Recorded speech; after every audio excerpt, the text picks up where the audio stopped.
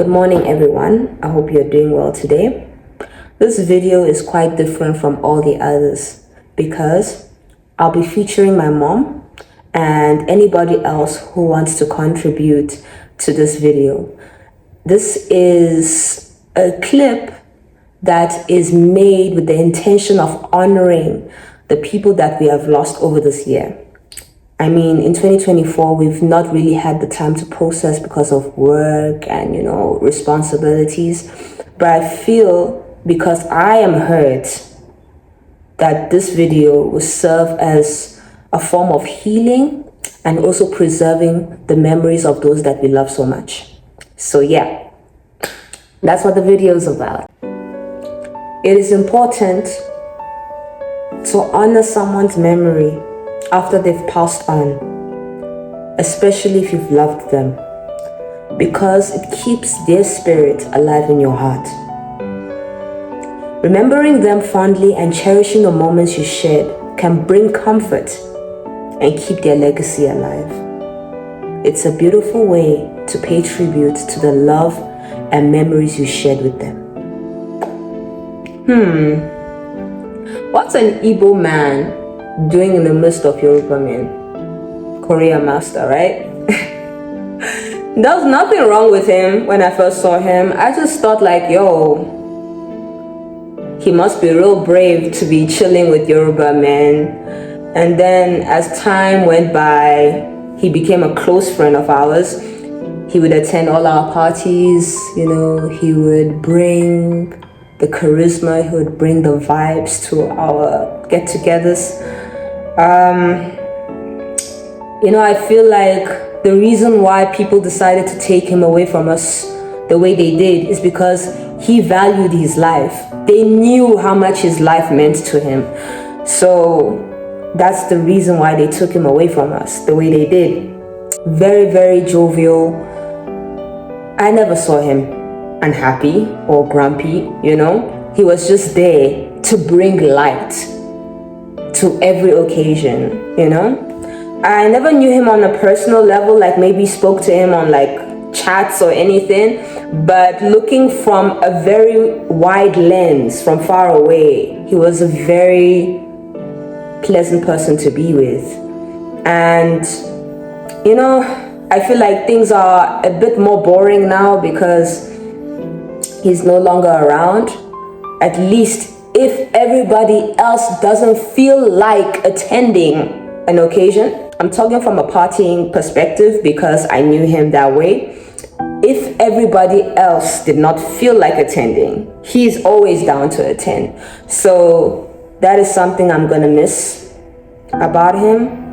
And I pray that, his family is finding healing every single day, losing someone like that, because it's not easy. The minute someone who brings happiness into your life is gone, it will take a while before God will replace that type of person in your life. So I just pray that his family finds healing. Yeah, so now we're talking about Taz, right? I met Taz in my matric year. I was still in high school when I met him. He was known as an IT specialist. Anything that has to do with gadgets, he would fix them, he would buy them, anything that has to do with gadgets. He was dealing in gadgets, basically. He owned a shop in Point. He shared a shop with one of the barbers that we know. So that's how I met him. He fixed my first laptop when I was still in school. When I dropped my phone on the concrete, it was an iPhone. I dropped my phone on the concrete. The screen shattered. I didn't see shit on that phone. I went to him and he got it fixed. And he gave me a discount on the screen, and it was an original screen. But aside his professional work, he was also like a close family friend. He also was invited to a couple of our parties as well. We'd do chill sessions with him. He was a DJ, real talented dude, real humble, and also very disciplined. He's not all over the place. He's just about his business, and it hurts because I never even saw it coming that he was not going to be with us. I never expected it because he's someone who doesn't live a very careless life. Well, based on what I knew about him, he doesn't live a careless life. It's just that maybe things didn't go well towards the end, and that's what led to him leaving us so early. But then the memory of Toz that I preserve in my heart is that he was a teddy bear. He was literally a teddy bear, and it's a big loss, because at least when you are in problems, when you are in trouble, especially with your gadgets, you don't need to go to people you don't know. You can always go to Toz. But now that Toz is no longer around, things have changed drastically. So that is something that I'll always cherish about him. He was always ready to help. He was always there with solutions, So yeah. Rest in peace to Toz. Alright, so now we're talking about Malo. I knew Malo in like the early 2010s, like 2012. That time we were still living in Musgrave, back in Durban. And we met a whole lot of people. I think that was like the big change in our lives. My dad left off to Johannesburg to work. So now, because we don't really have our father with us, we met a whole lot of people around that time, from like the period of 2012 right till I think like 2015. That was like the big shift in our lives.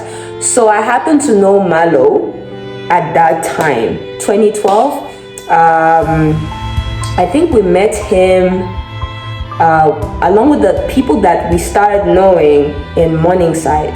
So that's how we got to know him. And for a while he was staying with us. He was like, part of the family. He stayed with us in the house for I think like 2 years. What I can say about Malo is that he's a very principled person. How do I say it? He just has his own way of doing things. Like he's not stuck in his ways. I don't know which word I'm gonna use. Yo, bro. Like he just, there's just a certain way he does things. Loves his drink, loves his smoke, very intelligent. He was into politics. Yeah, he was into politics. He was into politics. The dress code, he used to wear like baggy clothes, the cap on, Also very down to, chill and, add the vibes. I just feel like maybe towards the end of us knowing him, he held so much resentment towards us because he felt like maybe we really didn't care about him that much. But that was not the case. Life happens, guys. Life happens. And I kind of feel bad because shortly before he passed, he tried to keep in contact with me through TikTok. But you see, I wasn't trying to keep in contact with people that really didn't get along with my mom. So because of that, and look, people can call me immature or whatever it is.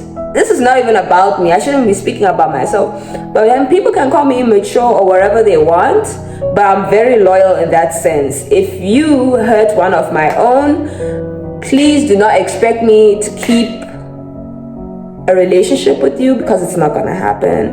All right, yes, we are all capable of having our own thoughts and making decisions for ourselves, but in that regard, I feel like if you hurt someone and I heard their story,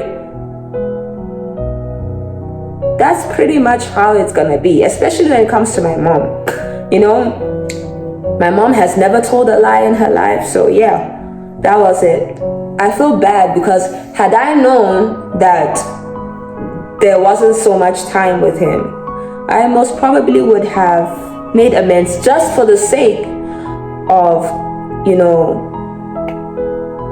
the fact that I know he was gonna leave. But then no one really knows, you see? But then that is it. He tried to keep in contact with me towards the end, but I was like on some, nah, I'm not trying to do that. Yeah, my grandmom. So I first got to know about my grandmom when I was 5 years old, and I traveled to Nigeria. And everything was rosy then. Hey, what's the vivid memory I have of my grandmom? The most vivid memory I have of my grandmom is troubling her, as sad as it is. It wasn't even in Nigeria that this happened. In Nigeria, it was like my first time just seeing the arrangement of buildings. We met her and then we left. I think we spent like about 2 weeks in Nigeria before we left. That was how short the trip was.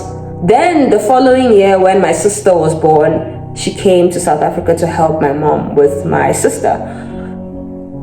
Bro, I was traumatizing this old lady from hiding the Bible underneath the bed and, weird shit like that. I'm not saying I was naughty, but then I don't know. I think I was bored. I don't even know the thought process that went into me busy troubling her the way I did. But one thing I realized is that she can cook really well. I think that's where mom gets her cooking abilities from, because my grandmom can cook a storm. She can cook a storm. But I feel like I was robbed of time with her because of our situation back home. She really wanted to see us before she left, but we didn't have the ability to go and see her because there's just so many things that are going on. But towards the end of her life, I know that she loved us so much, because she would always constantly ask of us, and it's so sad. Like maybe it looks like we didn't validate her thought process, her thinking of us, because we never went to her or we never showed up. But then God will forgive us for wasting so much time, and I pray that now that she has found peace,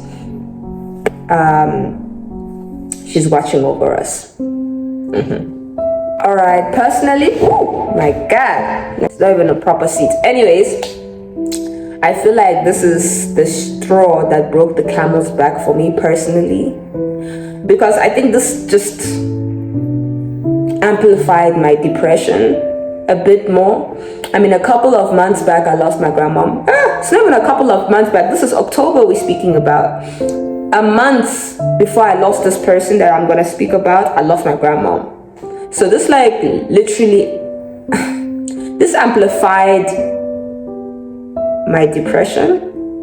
And I feel right now, when I look at the sky, it's just gray. Even if the sky is blue on a certain day, everything is just black and white at this point, because I cannot imagine losing this person. I know that they've been sick for a while, and it just hurts that I was far away, because I think if I were a bit closer, I would have made an effort to visit them and give my support and everything. But now that I'm so far away, I feel like I was robbed of that opportunity. So I'm going to speak about Deepo.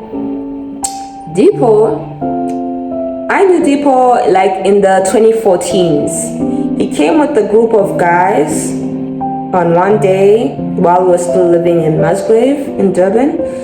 And he came to visit. It was first like a visiting type vibes. Then at some point he was staying in the house with us. You see, Malo and Deepo were two of the people that we lost this year that were staying with us. At some point we were roommates in the house. You see, what I can say about Deepo was my first official crush. I was real young at that time, so my crushes would be on celebrities and people far away. Deepo was my first physical crush. I still think he's handsome, but then I used to be I used to be really stuck on his looks, because he's real tall, he's dark, smooth skin.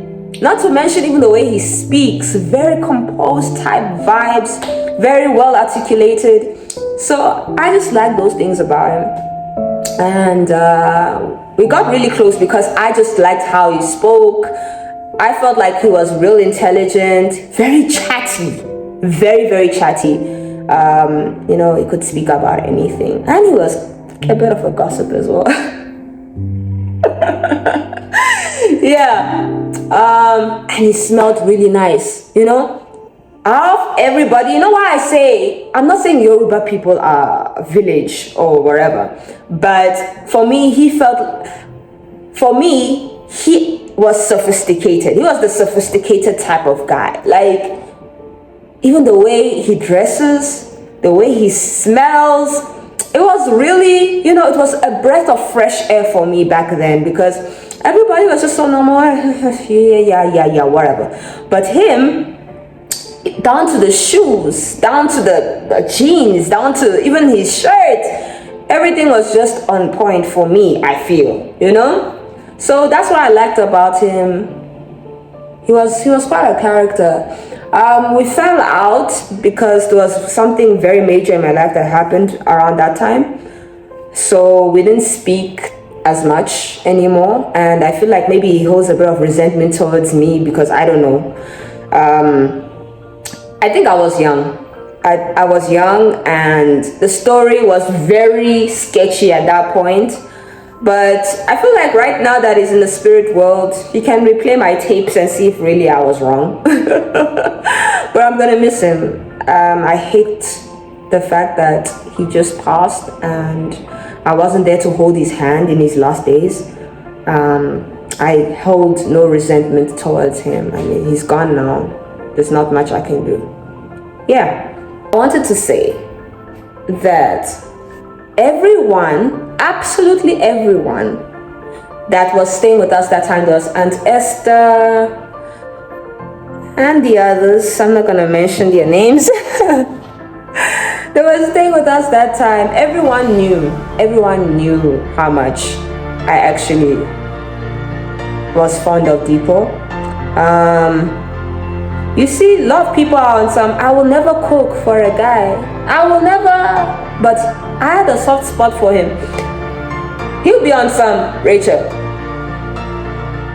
please, these sneakers, can you wash them for me? We'll go there and I'll wash immediately. That was how much of a soft spot I had for him.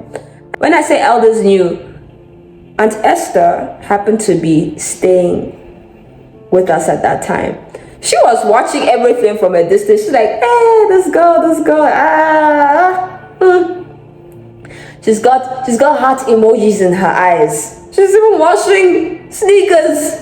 It was nothing, bro. It was nothing. He needed to go out, bomb the place. He needed to be fresh, and I'm gonna play a part in that, So I think that's the first and the last person that I'm ever going to even do stuff like that for, Like I said, I was real young, but then I enjoyed that part of my life because it was amazing to actually have a soft spot for someone that way and not think it's a big deal, I probably wouldn't even wash my sneakers like that. Me, I'm like, I'm here, I am here.